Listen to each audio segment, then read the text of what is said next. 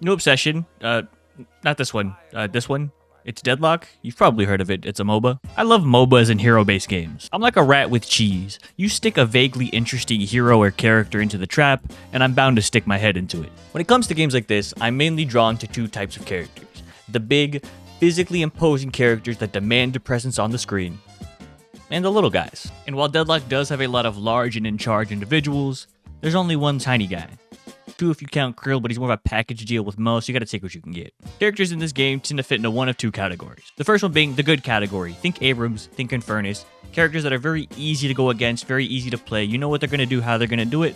Not too much frustration all around. Then you have the, oh dear god, what have we done category. Think characters like Shiv, think Doorman. Character kits that are not only going to be annoying or frustrating for players to face them, but are also going to be a hassle for the devs to balance effectively.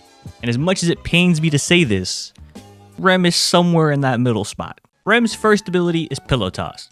Throw your trusty pillow, inflicting spirit damage and heavy knockback. Fairly simple, straight to the point, right? Wrong. See, Rem has access to what I call Schrodinger's pillow.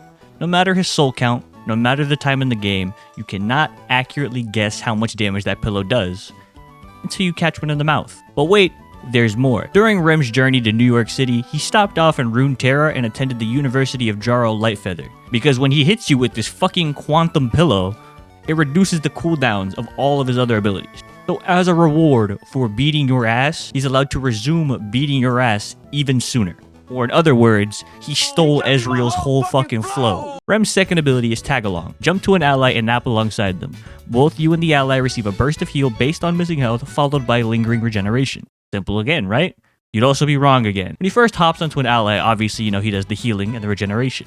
But while in this state, Rem has access to all item actives, and anything he could self-cast like barriers are casted onto the host of the symbiotic relationship. He also can recast his ability to hop onto another ally once per ally. So theoretically, if you're in the middle of a big team fight and all your allies are there, you get 5 hops. Usually in games like this, you gotta target the support, right? You gotta target the individual keeping the team up. Except in Rem's case, you can't target the little motherfucker because he's hopping host to host with the little parasite that he is. Rem's third ability is his little helper.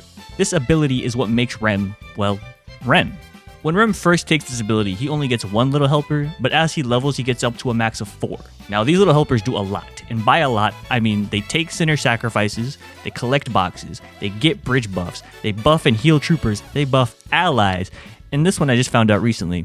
If you assign the helper to a curiosity shop, any items you've put into a queue will just be bought by them. But the biggest thing about this is the ability to Bluetooth sinner sacrifices, which is incredibly good for stealing enemy sinners. These are very important camps, not only because of the souls, but the permanent buffs they give you. And because Rem can Bluetooth these, if you forget to track this little bastard, they're gone before you can even realize it. And Rem's fourth ability is Nap Time. Cast your gaze forward, piercing walls and floors. Enemies in the gaze are slowed, have reduced dash distance, and cannot use movement abilities. When the channel ends, they fall asleep, before waking up to a splitting headache that deals heavy spirit damage. I cannot stress this enough that this ability pierces walls, okay? Now you might be thinking, well, I mean, I could just stun him out of it, right? Well, you'd be right. For about half the game, because once he maxes it out, he gets reduced damage and becomes unstoppable while channeling it. So after that point, you might as well just take your hands off the keyboard and shake his hand, my man. Now, of course, I'm not about to just hand you the keys to the car and not tell you how to drive it, alright? This is my single tip for you to be an annoying little shit, and it will snowball. So listen up, because I'm only going to tell you once, or learn how to rewind YouTube videos. This strat works best on a side lane, preferably with a duo. It can work with a random, but it's better if your laner is in on what you're doing. I want you to land normally until about 8 minutes. Why 8 minutes, you ask? Because that is the exact time that the sinner sacrifice camps spawn. At this 8-minute mark, I want you to immediately leave your lane. Now, I'm going to use the left lane as an example. Just mirror it to the other side if you're on the right lane, all right? First, what I want you to do is use your little helpers to take your side sinners. Why, you ask? Because the enemy can still hear you from your lane taking sinners.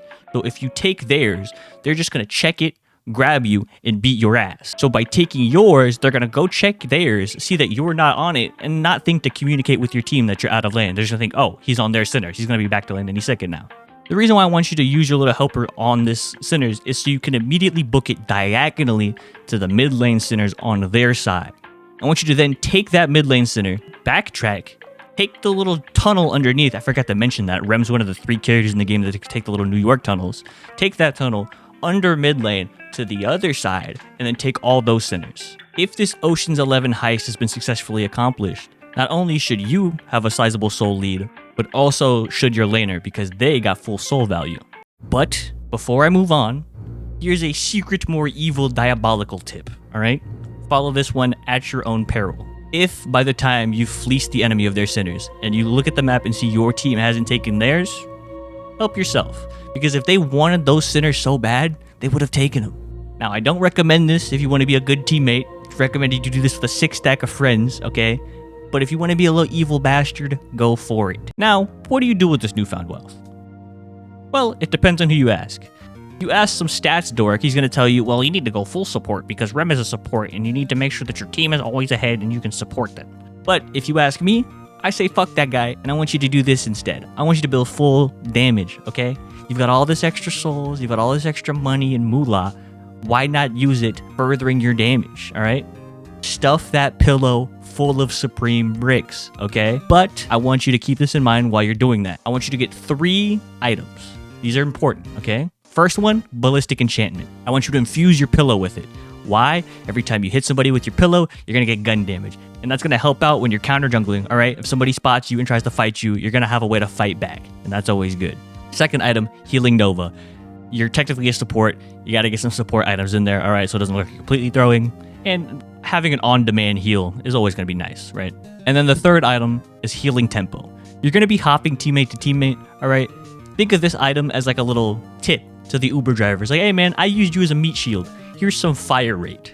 And then the rest of the items should just, be damage or defensives where it needs to be, all right? Once you to free ball it, don't get too stuck in something. You gotta learn how to itemize, all right? But it's those 3 items that are gonna be doing the bulk of the heavy lifting. And if all goes well, you should be able to snowball this and hopefully win the game. And if you lose, it's because your team sucks and not because of your actions and none whatsoever. But to make it short, Rem's a lot of stuff packed into a very tiny package. He may not be the best support, he may not be the best damage dealer, but he is really good at mental damage. So if you're gonna pick him for his ability to piss off 11 other people all at once. Now, with all that being said, I want to thank you all so very much for watching. Channel's starting to grow a little bit, all right? I don't know what the next video is gonna be, so I'm crowdsourcing here, all right? I gotta start appeasing to the audience. Let me know what you want to see, all right? Deadlock, League of Legends, hero shooters, horror games. I'm down to do whatever. You just gotta let me know, all right? I also plan to start streaming. I know I say that at the end of every video. I mean it this time for real, so go on over to Twitch and follow me there too. If you're new here, okay, I have, albeit a very small, backlog of videos you can watch. And if you like that and want to see more in the future, subscribe. Again, thank you all for watching, and I will see you all next time.